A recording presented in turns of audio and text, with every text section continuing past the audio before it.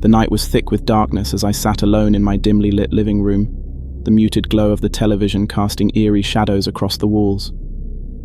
My parents were away on a business trip, leaving me in charge of the house for the weekend. With a shiver, I pulled the blanket closer around me, trying to shake off the unsettling feeling that had settled in the pit of my stomach. It was around 11:30 at night when I heard the first strange sound coming from outside. I muted the TV and strained my ears, trying to identify the source. It was a faint scratching, almost like a twig being dragged across the window pane. I dismissed it as the wind, but unease still gnawed at me. 15 minutes passed, and I'd convinced myself that my overactive imagination was playing tricks on me. I was about to unmute the TV when I heard it again, a soft, rhythmic tapping on the glass. Annoyed and a little frightened, I rose from the couch and peered out the window. Moonlight revealed nothing but the swaying branches of the tall oak tree in our front yard. My heart pounded as I reluctantly approached the window, pulling the curtain aside just a fraction to peer outside. At first I saw nothing unusual, just the quiet suburban street. But then, my eyes landed on a dark silhouette standing near the tree. A person, cloaked in the shadows. Panic welled up as I fumbled for my phone and dialed 911. The dispatcher assured me that an officer would be on their way, but in the meantime I was advised to stay inside and lock all doors and windows. Terrified, I rushed to secure the house. As I moved through the darkened rooms, I heard soft, muffled voices coming from outside, carried on the wind. Straining to listen, I realized it was the stranger whispering my name. Goosebumps prickled my skin as I considered how they could know my name. The stalker's chilling words grew clearer. "Come outside, I just want to talk." I returned to the living room, clutching my phone and watching as the shadowy figure paced around the yard. They seemed to know the layout of my house, moving to the windows and calling out in a voice that was a disturbing imitation of a loved one's. I texted my parents to tell them about the situation, praying they would reply soon. The minutes stretched into hours as I cowered behind locked doors, the stranger persistently circling the house. The police were taking longer than expected to arrive, and with each passing second, my dread deepened. Suddenly, my phone buzzed with a message from my parents. They had seen my text and were worried. I quickly updated them on the situation, and they insisted I hide in a closet while waiting for the police. I knew they were right, so I retreated to the bedroom closet and waited in silence, clutching my phone like a lifeline. Outside, the stalker grew more desperate, calling for me with increasing urgency. I muted my phone and tried to stifle my sobs. It felt like an eternity passed before I finally heard the distant wail of sirens approaching. The police arrived, and I heard them shouting at the intruder. An intense struggle ensued, with sounds of scuffling, shouts, and finally, the eerie silence of an arrest. It was over. The relief that washed over me was overwhelming. The officers knocked on the door and assured me that the intruder had been apprehended. I stepped out, my legs shaky from fear and relief. They explained that the stalker had somehow learned my name and had been lurking outside the house, waiting for an opportunity. As they led the intruder away in handcuffs, I finally got a glimpse of the person who had terrorized me. It was a man I'd never seen before, his eyes filled with a disturbing obsession. They took him away, but the memory of that night would never leave me.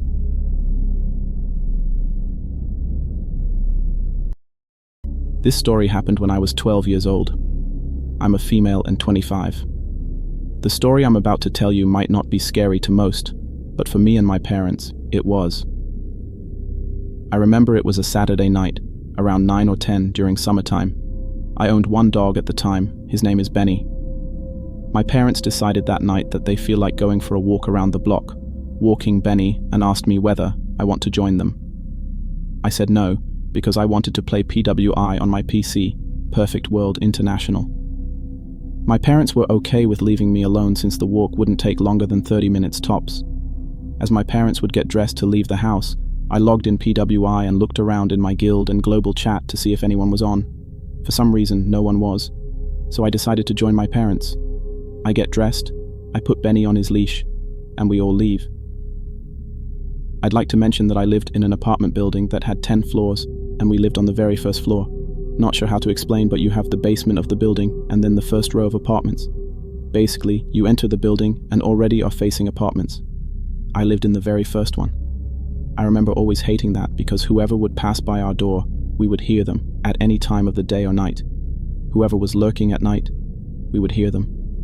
It was somewhat eerie to live on floor 0. Anyway, we leave the house. My dad closes the door. We had 3 keyholes and a steel bar that would block the door from the inside. The bar covered half of the door. Precautions were my father's obsession. We exit the building and enjoy our walk. After 15 minutes, we realize the wind has changed from warm summer wind to incoming storm wind. My mum makes the call to go back home, as Benny already did all his duties, so we all return. We open the building door, climb the 5 stairs to our door, and attempt to open it. And my father does the following: unlocks the first 3 locks, and then attempts to unlock the metal bar that holds the door locked. At that moment, my father pauses, turns around at us with the most serious face I've ever seen on him, and whispers to us to call the police and ring the neighbor's door. My mum goes to the second apartment, and the neighbor, who I will call Ted, comes out asking my father what happened. My dad whispered to him, covering the see-through hole of the door, "Someone is in our house. He or they are holding the door.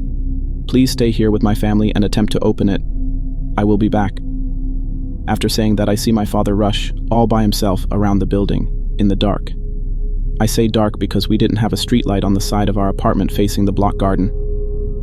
My dad disappears into the darkness. I go outside too, not following him too much, but only to hear if he's in trouble. He's my dad, don't judge me. As soon as I get out, I hear him shout, "Hey, you, come back. Who the hell do you think you are? I called the police." At the same time, I hear him shout. I look at Ted, who manages to open the door and enter the house. I go after them and enter my house. It no longer felt like my house. In just 15 minutes while we were walking, the home invaders made a complete mess of our house. All our shelves and wardrobes were pulled out, our clothes scattered all over the house. Benny's dry food was all over the floor, indicating they must have tripped in his bowls, probably not knowing we owned a dog. But what scared me the most was how organized they were.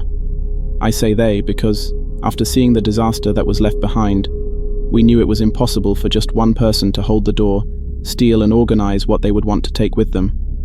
I say organized because the thieves put in our living room, all packed and ready, what they wanted, but couldn't, steal. On the couch they placed our laptops, one of our TVs, my father's collection of coins, our phones, chargers, wallets, and even my father's camera. He's a photographer, and that week he had to attend a wedding.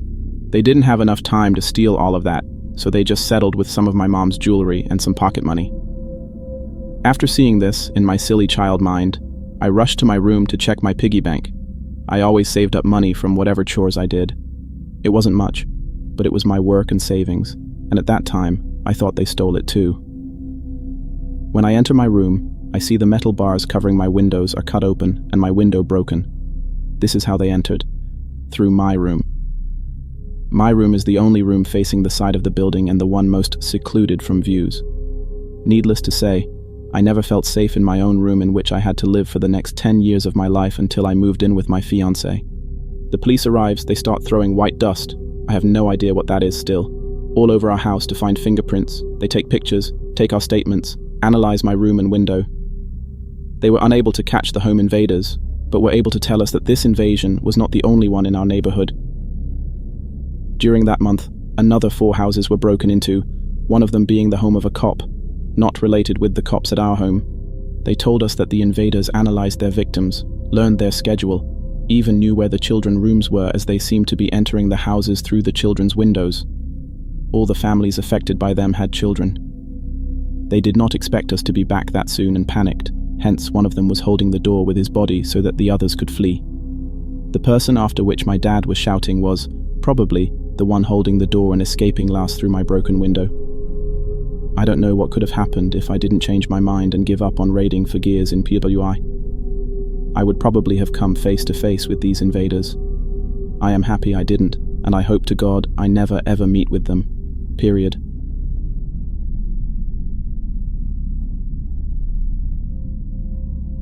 The clock's hands struck midnight, and I was alone in our old, creaky house.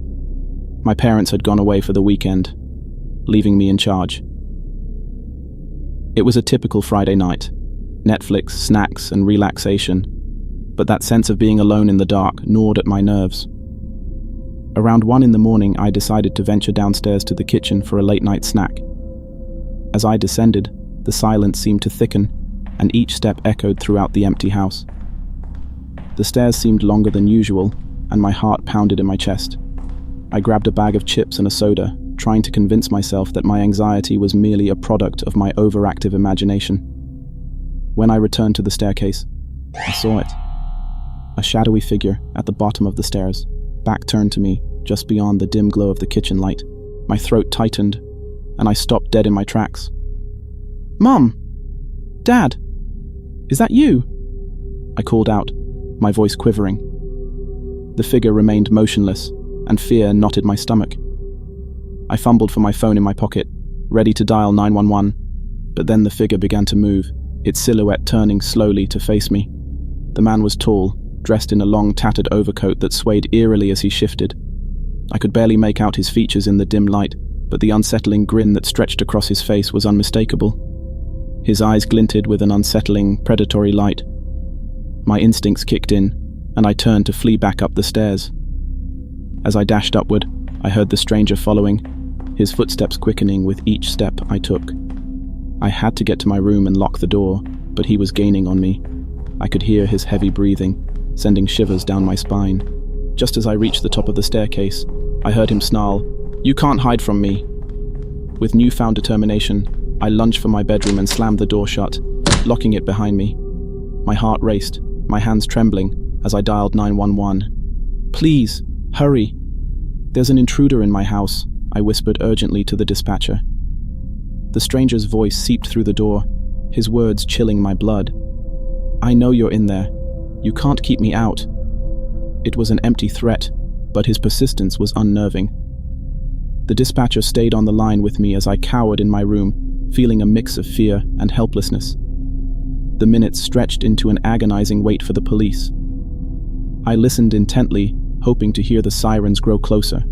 Finally, the sound of sirens pierced the silence, and I knew the police were outside. Their authoritative voices and the pounding of heavy boots on the stairs soon followed. "Open up! This is the police!" they shouted. I hesitated for a moment, trying to assure myself that the nightmare was over. I opened the door, and the sight that greeted me was a relief beyond words. The police had apprehended the intruder, who now lay in handcuffs. As they led the man away, I saw his face, twisted by a mixture of anger and defeat. He was a complete stranger, a face I had never seen before in my life, which made the ordeal even more unsettling. I wondered why he had targeted our house and what he had intended to do. The stranger's dark eyes still haunt me,